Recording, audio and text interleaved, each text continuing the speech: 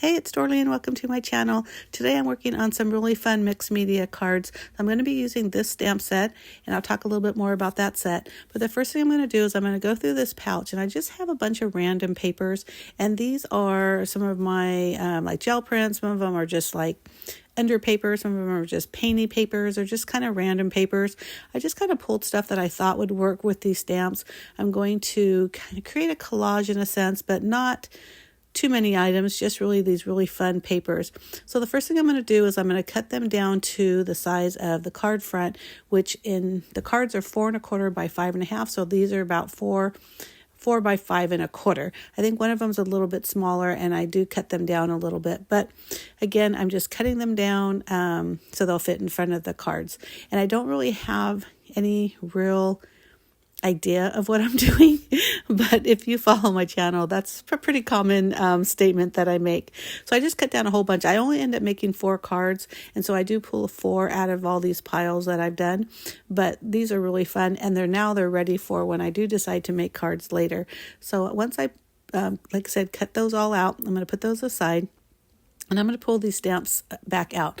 Now, I have never used these stamps. They were actually gifted to me. One of my really good art stamping friends, Kathy, passed away, and her daughter, I'm also really good friends with, she gifted me a whole bunch of items from her mom's craft room.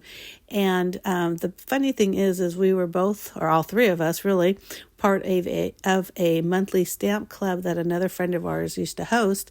And so a lot of the stamps that she gifted me, I had already owned, but I didn't own these. It's a little bit outside of my style. I was probably a little bit more concentrating on cutesy, where she was really concentrating on these beautiful artsy stamps. And I'm so glad I got them because they really are beautiful. So I'm just doing like one main stamp, and then the rest I'm doing like generational stamping. And generational stamping is when you stamp once, so you get that really dark, solid image, and then you just keep on stamping, and it kind of gets lighter and lighter as it goes. So I didn't, like I said, have any thoughts about how I was going to do this or what I was doing, but I knew I wanted to stamp at least one of these stamps kind of in that lower right-hand corner, and then just stamp around it and do something kind of fun and funky. So that's what I'm doing right here. I'm just using some black archival ink, and again, just doing some generational stamping to put some marks throughout the sheet. So I'm going to be honest with you, that one right here is probably my favorite. I love that paper in the begin with, and that teal color. So this script stamp set I use a lot for my mixed media stuff. You saw me earlier using black ink, and then I decided to use some white because I thought, wow, that would make a really cool difference.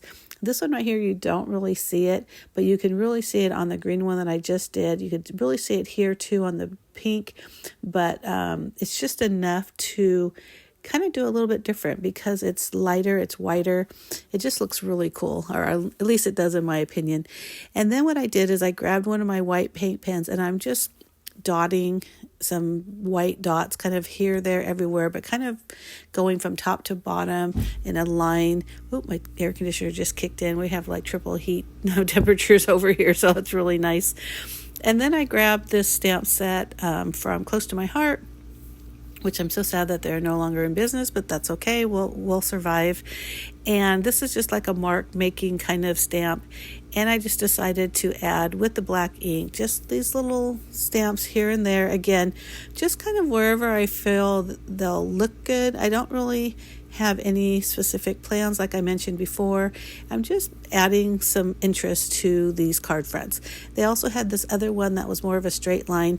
Now you see me rubbing the stamp there because I've never used a couple of them, and that was one I haven't used. So it's good to just kind of season or off season. I don't know what the right word is, because they always have like a little bit of a film. So using your finger, or even if you just used like rubbed it on paper or something like that, would be good too. But this way you get a better stamping image. So I used a dark or like a purple kind of magenta kind of color here and there, and then I do pull another one that's more of a like a purplish color, like a berry.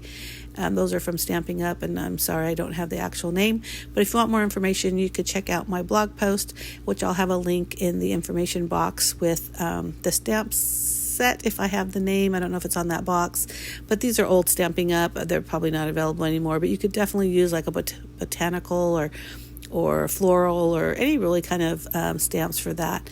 And then here's some gold splatter that I'm putting, just some little dots here and there.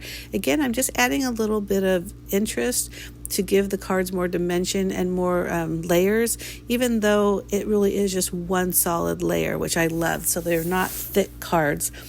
And then this pen I have, it's a watercolor based marker that you can't really see the tip, but it no longer has a tip. It's all smushed down, and there's really not that much ink in there, but I absolutely love this color, and it probably needs to be thrown away, but I just can't. But I just wanted to give some of these like a little bit of a shadow, because especially the ones that were on the lighter papers, they just kind of seem like they're just standing out there. So you could see that shadow really makes a big difference.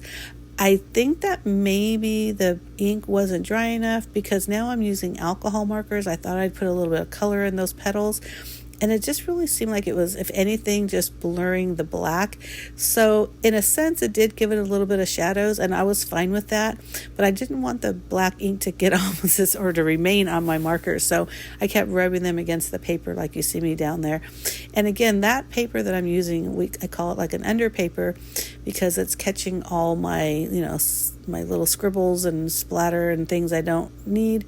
But you best believe you're going to see that somewhere, whether it's my junk journal or on a card front or something. So now it's time to put the cards together. I just took a 11 by 8.5 inch piece of paper, cut it in half at the 5.5 mark, and then scored it at the 4.25 mark, which gives us a regular standard A2 card. I'm trimming down the card front a little bit because the pink that I'm using to matte took more space than I thought. So originally I was going to use double-sided tape, which I did here, and I just kind of slowly pushed it down. But then I realized the liquid tape or liquid adhesive worked a little bit better, because I was able to wiggle it a little bit.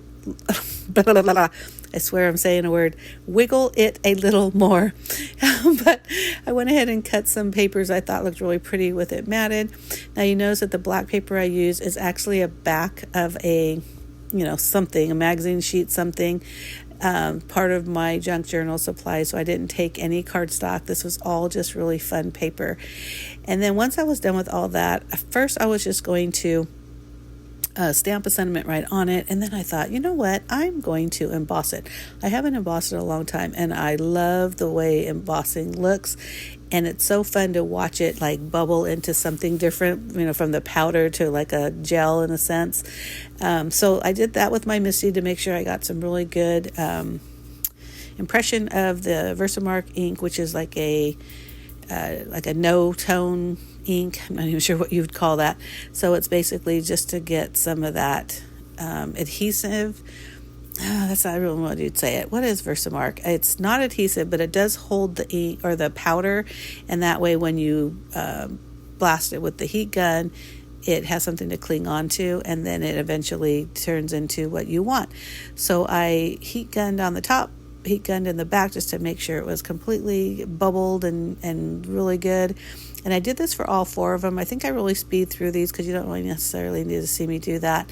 Using that paper just to put back in the powder, so I don't waste any, even though I have a ton of it. I don't think I'll ever use the entire bottle, mostly because I forget to emboss, but I really do love that. And if you ever do emboss, it's so fun to watch it go from powder to, like I said, almost like a gel or enamel, but it looks so pretty, and it just really is like dark, and it just shows up so well.